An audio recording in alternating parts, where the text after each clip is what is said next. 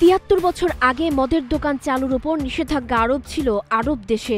গত বছর অমুসলিম কূটনীতিকদের জন্য রাজধানী রিয়াদে একটি মদের দোকান চালু করে সৌদি আরব। নিষেধাজ্ঞা আরোপের পর দেশটিতে এটিই ছিল প্রথম মদের দোকান। আরও দুটি মদের দোকান চালু করার পরিকল্পনা করছে তারা। দেশটির রাষ্ট্রায়ত্ত তেল কোম্পানি আরামকোর বিদেশি ও অমুসলিম কর্মীদের জন্য চালু করা হবে একটি দোকান।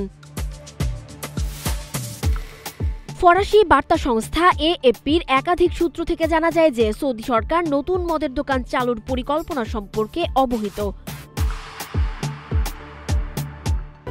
ফ্রেশ রাইস ব্র্যান অয়েল, সুস্থ হার্টে সুন্দর আগামী।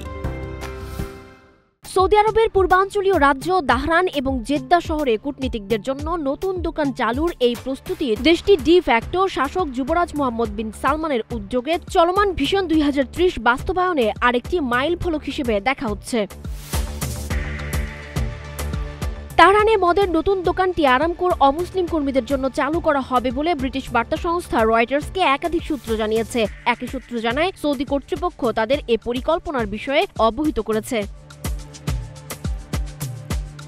জেদ্দা শহরে অমুসলিম কূটনীতিকদের জন্য তৃতীয় একটি মদের দোকান চালুর কাজও চলমান রয়েছে বলেও জানা যায় আরেকটি সূত্র থেকে। 2026 সালে চালু হবে দুটি দোকান। ঠিক কখন বা কবে চালু হবে সে বিষয়ে কোনো সুনির্দিষ্ট সময়সীমা ঘোষণা করেনি সৌদি কর্তৃপক্ষ। দেশটির সরকারের গণমাধ্যম অফিস কোনো মন্তব্য করেনি দুই শহরে নতুন দুই মদের দোকান নিয়ে, এমনকি আরামকোও এই বিষয়ে মন্তব্য করতে অস্বীকৃতি জানিয়েছে।